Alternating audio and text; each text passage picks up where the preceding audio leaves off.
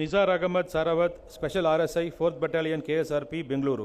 ದೇಶ ಸೇವೆ ಮತ್ತು ಪೊಲೀಸ್ ಇಲಾಖೆಯಲ್ಲಿನ ಅತ್ಯುತ್ತಮ ಕರ್ತವ್ಯ ನಿಷ್ಠೆಯನ್ನು ಗುರುತಿಸಿ KSRP 4ನೇ ಬಟಾಲಿಯನ್ನ RSI ನಿಸಾರ್ ಅಹಮದ್ ದಸ್ಕೀರ್ ಸಾಬ್ ಸಾರವಾಡ, ಮೂಲತಃ ಬಾಗಲಕೋಟೆ ಜಿಲ್ಲೆಯ ಮುಧೋಳ ತಾಲೂಕಿನವರು. ಅವರಿಗೆ ಈ ಸಾಲಿನ ಪ್ರತಿಷ್ಠಿತ ಮುಖ್ಯಮಂತ್ರಿ ಪದಕ ಘೋಷಣೆಯಾಗಿದೆ.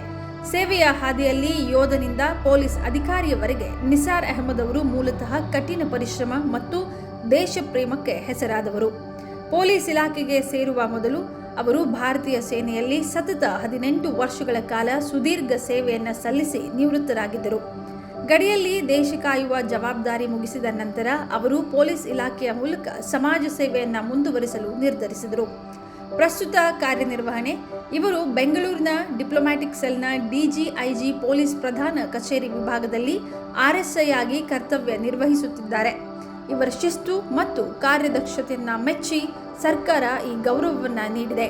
ಪದಕ ಪ್ರದಾನ ಬೆಂಗಳೂರಿನಲ್ಲಿ ಏಪ್ರಿಲ್ನಲ್ಲಿ ನಡೆಯಲಿರುವ ಅಧಿಕೃತ ಸಮಾರಂಭದಲ್ಲಿ ಮುಖ್ಯಮಂತ್ರಿಗಳು ನಿಸಾರ್ ಅಹಮದ್ ಅವರಿಗೆ ಈ ಪದಕವನ್ನು ನೀಡಿ ಗೌರವಿಸಲಿದ್ದಾರೆ.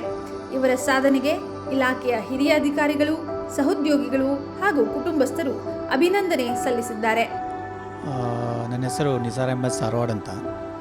ನಾನು ಮೂಲತಃ ಬಾಗಲಕೋಟೆ ಡಿಸ್ಟಿಕ್ಕು ಮುಧೋಳ ತಾಲೂಕದವನು. ನಾನು ಕಡು ಬಡವ ಪರಿಸ್ಥಿತಿಯಲ್ಲಿ ಬಂದವನು.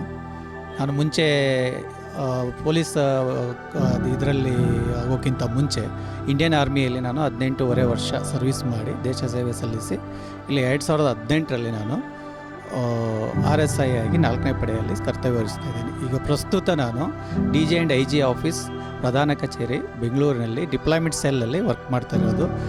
ಇದನ್ನು ನನ್ನ 8 ವರ್ಷದ ಅವಧಿಯ ಕರ್ತವ್ಯ ನೋಡಿ ನನಗೆ CM ಪದಕಕ್ಕೆ ಭಾಜನ ಮಾಡಿದ್ದಕ್ಕೆ ತುಂಬಾ ಸಂತೋಷ ಆಗ್ತದೆ. ನನಗಲ್ಲದೆ ನನ್ನ ಕುಟುಂಬ, ನಮ್ಮ ಊರಿನವರು ದೊಡ್ಡ ಹೆಮ್ಮೆ ಥರ ಆಗಿದೆ ಹೇಳೋಕ್ಕೆ ನಾನು ಇಚ್ಛೆಪಡ್ತೀನಿ. ನಮಸ್ಕಾರ.